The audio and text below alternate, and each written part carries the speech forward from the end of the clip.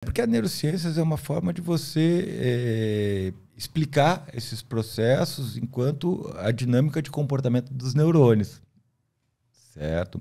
Mas a gente poderia entrar, por exemplo, em questões mais estruturais ou bioquímicas aqui, né? Eu gosto muito, eu vejo muitas pessoas falando de dopamina, serotonina, os hormônios como se eles fossem definidores do comportamento, né? E eu acho legal essa metáfora, acho bem bacana ela, mas ela tem uma série de imprecisões aí que a gente precisa, às vezes, estar atento.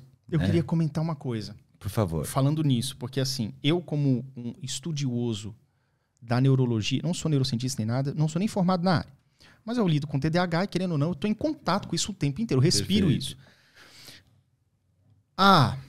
Dependendo do seu nível de serotonina, você pode ser mais impulsivo ou não, ou de dopamina, ou da combinação de outros neurotransmissores, você pode estar num dia feliz, deprimido, depende de uma certa concentração desses neurotransmissores em determinadas áreas do cérebro, digamos. Só que você continua sendo a sua pessoa. Por exemplo, eu sou Yuri Maia, que tem uma personalidade, tá? Média, porque a gente vai mudando também ao longo do tempo. Mas eu tenho uma personalidade atual. Se os meus neurotransmissores derem uma vacilada, eu posso ficar num dia deprimido. Não quero sair, não quero produzir conteúdo, não quero fazer podcast, eu quero chutar o balde. Se eu regulo aquilo ali de uma outra forma, eu tô super animado, pilhado, quero sair daqui, já quero ir pro clube e pular na piscina. Então, veja que, sim, é interessante as pessoas falarem sobre os neurotransmissores, mas não é só isso que define a pessoa, que define o comportamento da pessoa. Então, assim, e até pro leigo, ele não faz ideia do que. Dopamina é um dos neurotransmissores bastante falados ultimamente, então está começando a ficar mais familiarizado aos ouvidos das pessoas. Pelo menos eu percebo isso. Mas ainda assim... Como a serotonina foi nos anos 2000. Nos anos 2000, e também a endorfina, da questão do outro hormônio da liberação na atividade física, que traz um pouco a felicidade, a satisfação, ajuda no processo porque é aquilo que eu falei. A concentração desses neurotransmissores podem ajudar você a ter uma percepção atual da sua realidade. Estou feliz, estou triste, estou deprê, estou com raiva... Mas, ainda assim, não define totalmente. Então, eu acho que, de repente, eu não sei.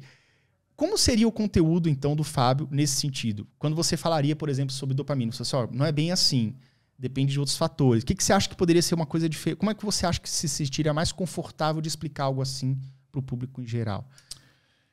Bom, não é dizer o como, mas como você faria. Eu diria o seguinte, a dopamina, falando da dopamina, né, é um neurotransmissor, ou seja, uma molécula que se liga a proteínas na superfície do neurônio e vai mudar o comportamento desse neurônio.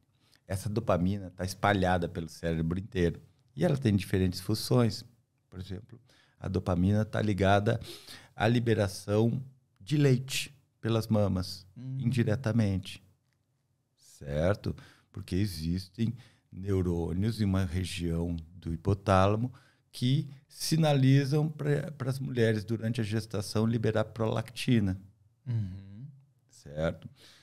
A dopamina faz isso. Também. Né?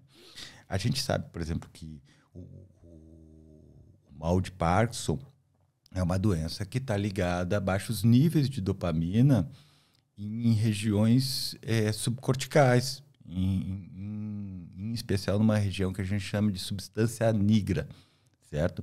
E que se comunica com outras regiões, de uma grande região que a gente chama de estriado, e que está relacionado aos nossos comportamentos e aos nossos padrões motores, certo? Dopamina. Né? A gente sabe que existe receptores dopaminérgicos em regiões profundas do cérebro, por exemplo, como algumas estruturas do tronco cerebral, né? A substância cinzenta paraquidutal, núcleos, comunicação entre núcleos dopaminérgicos e outros núcleos que estão ali no centro, no tronco cerebral. Dopamina. Né? Você sabe que você tem grandes feixes dopaminérgicos que emergem da área tegmentar ventral e vão tanto para regiões do sistema límbico, certo? A via que a gente chama de mesolímbica, quanto para regiões corticais. uma infinidade. A gente não sabe se a dopamina no córtex frontal ela tem ação somente na sinapse ou se a atuação dela é mais ampla, se ela se difunde e influencia na atividade de outros neurônios.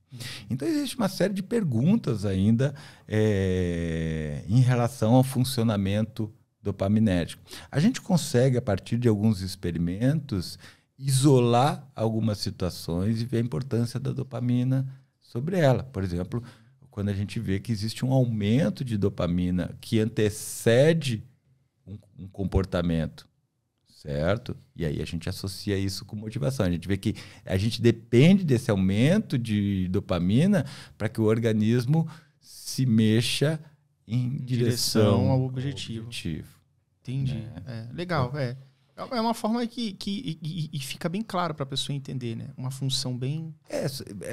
Existe uma diversidade de função, né? O que a gente faz e o que as pessoas têm feito é usar esses conceitos metaforicamente. Né? Então, a gente cria uma generalização que, às vezes, pode criar alguns ruídos, né? Mas o que a gente está falando, basicamente, Yuri, quando a gente fala de dopamina, é a nossa capacidade de produzir comportamentos buscando reforços ou evitando punições. Basicamente, é mais ou menos isso aí que ocorre conosco, né? Eu costumo dizer que essa ideia de dopamina ela foi uma metáfora para a gente poder falar em reforço positivo, reforço negativo, reforços de longo prazo, retardo de reforçamento e punição. Entendi. Certo? Legal.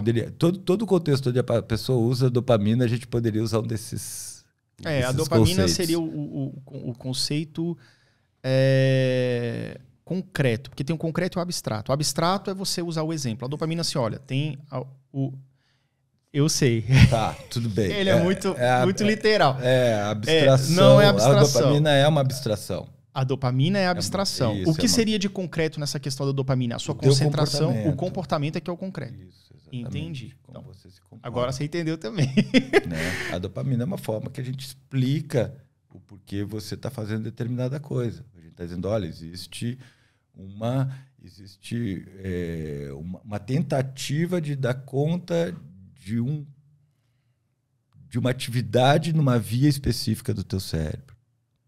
Certo? Todo esse comportamento é para produzir uma atividade específica numa região do teu cérebro. Mas essas vias são muito diversas.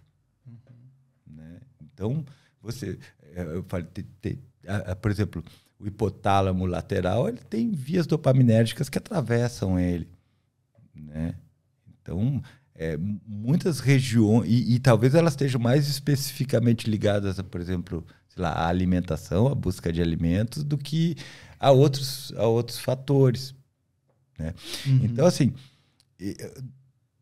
na minha perspectiva de neurocientista, a gente fica muito focado em como que a informação circula por diversas regiões do cérebro.